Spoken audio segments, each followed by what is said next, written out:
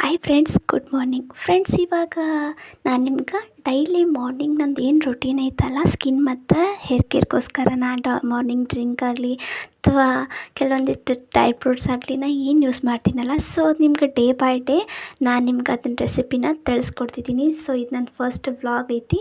So ಇದ್ರೊಳಗೆ ಏನಂತಂದರೆ friends, ನಾ ಮಾರ್ನಿಂಗ್ ಎದ್ಮೇಲೆ ನನ್ನ ಹೇರ್ಸ್ ಮತ್ತು ನನ್ನ ಸ್ಕಿನ್ಗೋಸ್ಕರ ನಾ ಏನು ಇದು ಮಾಡ್ತೀನಲ್ಲ, ನಾನು ಅದನ್ನು ನಿಮ್ಮ ಕಡೆ ಶೇರ್ ಮಾಡಬೇಕಂತಿದ್ದೀನಿ.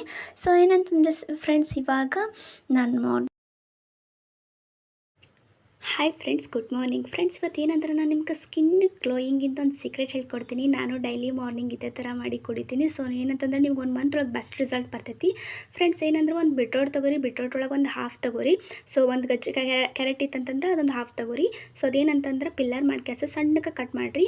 ಕಟ್ ಮಾಡಿ ಒಂದು ಪಾತ್ರೆ ಇರ್ತೈತಲ್ಲ, ಪಾತ್ರೆ ಒಳಗೆ ತೊಗೊಂಡು ಒಂದಿಸೋದಕ್ಕೆ ಒಂದು ಗ್ಲಾಸಷ್ಟು ನೀರು ಹಾಕಿ, ಸೊ ಅದು ಕುದಿ ತನಕ ಬಿಡ್ರಿ. ಅದು ಕುದ್ದಾದ ಬಳಿಕ ಅಂದರೆ ಅದೇ ಒಂದು 8-10 ನಿಮಿಷ ಒಳಗೆ ಕುದೀತೈತಿ. ಸೊ ಕುದ್ದಾದ ಬಳಿಕ ಒಂದು ವಾಟ್ಕ ತೊಗೊರಿ, ಅಥವಾ ನಿಮ್ಗೆ ಏನದು ಸಣ್ಣ ಬಟ್ಲ ಇದ್ರೆ ಅದ್ರೊಳಗೆ ತೊಗೊರಿ.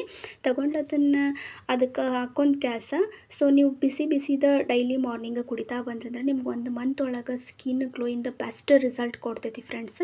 ಸೊ ನಾನು ಡೈಲಿ ಇದನ್ನ ಮಾಡ್ತೀನಿ, ನೀವು ಟ್ರೈ ಮಾಡಿರಿ, ನಿಮ್ಗೆ ಒಂದು ಬೆಸ್ಟ್ ರಿಸಲ್ಟ್ ಬರ್ತೈತಿ. So thank you.